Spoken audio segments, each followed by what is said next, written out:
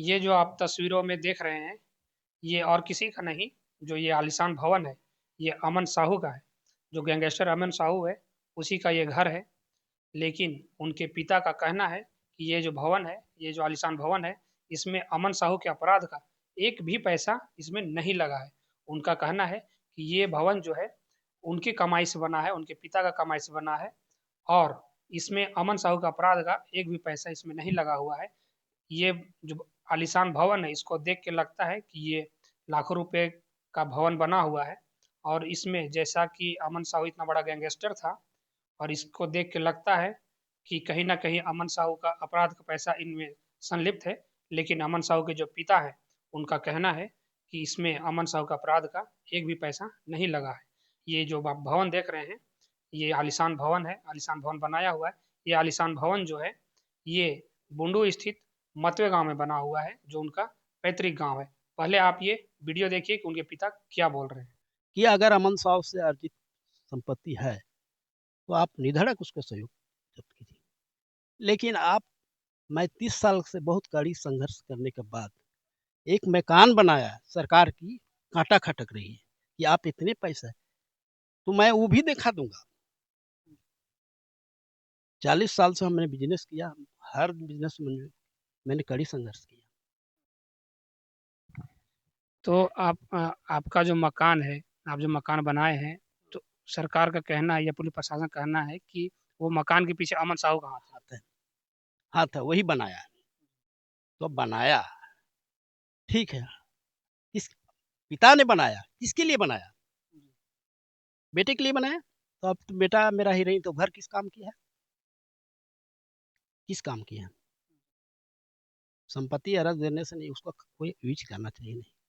घर दो आदमी का है, उस घर मेरा 2 भाई का है। दो भाई का, वो लोग प्रशासन अभी तक नहीं जानते हैं। दो भाई का है। हम लोग ज्वाइंट फैमिली, अभी 4 भाई हैं। भले थोड़ा थोड़ा जिस भी है, हम लोग 4 भाई आपस में तू मैं होती है, लेकिन ऐसा नहीं है। उसमें 2 भाई बाहर रहते हैं। तो उस घर में आपके जो भाई हैं, उनका भी हिस्सा है। हाँ, उनका हिस्सा है, पैसा लगा हुआ। जैसा कि आपने वीडियो में सुना और देखा कि अमन साहू के पिता बोल रहे हैं कि इसमें एक भी पैसा अमन साहू का नहीं लगा हुआ, अपराध से इस भवन का कोई लेना देना नहीं है, इस आलीशान घर का कोई लेना देना नहीं है। और वो ये भी बोल रहे हैं कि इस भवन में, ये जो घर है, आलीशान घर है, इसमें उनके बिजनेस का पैसा लगा हुआ है। आज तक वो बोल रहे हैं कि 30 सालों से वो बिजनेस करते आए हैं और जो बिजनेस का पैसा है वही लगा है। ये सिर्फ उनका कमाई लगा है, अमन साहू के पिता का कमाई लगा है। और उनका ये भी कहना है कि इस मकान में सिर्फ उनका नहीं, उनके जो छोटे भाई हैं, उनका भी हिस्सा है।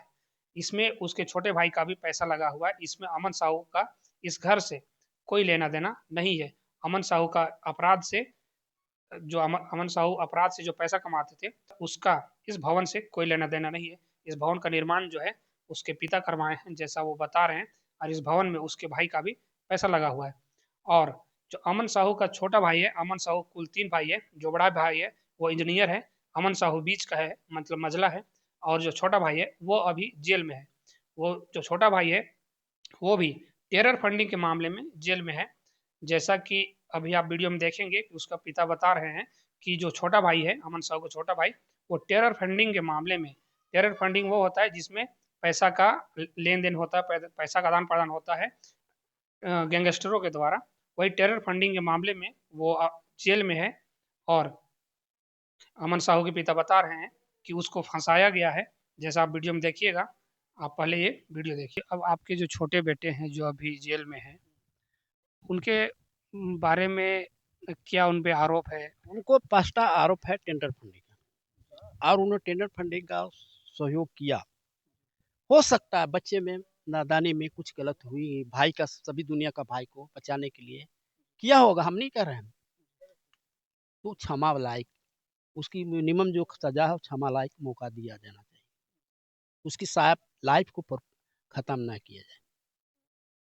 जो झूठे आरोप आता है, हम तो कहने का मतलब है कि झूठे आरोप उस पर लागू ना किया जाए। ये मैं अनुरोध से, गलत है तो सजा, वो भी अगर वो गलत करेगा तो सजा ये आज के वो दिन वो भी होगा।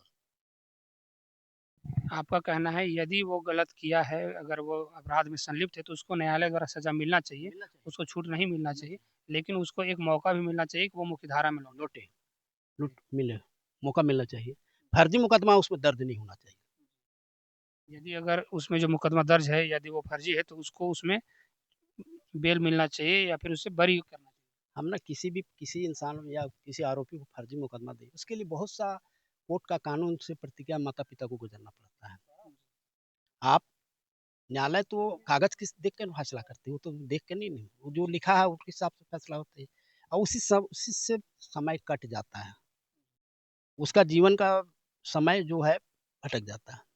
ऐसा मौका ना दें। कि अमन साहू के पिता बोल रहे हैं कि उसके जो छोटे बेटे हैं, अमन साहू का जो छोटा भाई है वो जेल में है, और उनका यही है कि यदि अमन साहू का छोटा बेटा गुनाहगार है, यदि वो गुनाह किया है तो उसको सजा दिया जाए अदालत के द्वारा, और उसको एक मौका भी दिया जाए उसको मुख्यधारा में लौटने के लिए और मुख्यधारा में सुधरने के लिए।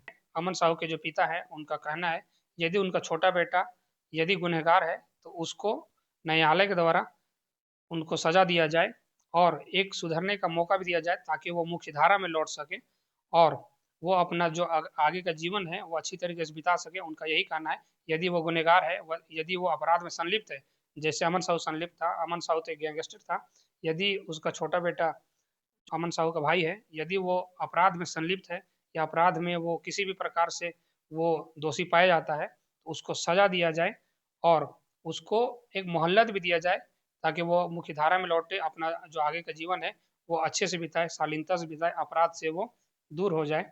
लेकिन उसका जो छोटा भाई है, अमन का जो छोटा भाई है, वो टेरर फंडिंग के ही मामले में वो गया है जेल, और उनके पिता का कहना है कि ये जो आप भवन जो है, यह जो आलिशान भवन वो बनाए हैं मतवे स्थित, जो बुढ़मू थाना के मतवे स्थित जो भवन है वो, उसमें अमन साहू के अपराध का या उसके छोटे भाई का अपराध का पैसा का कोई लेना देना नहीं है।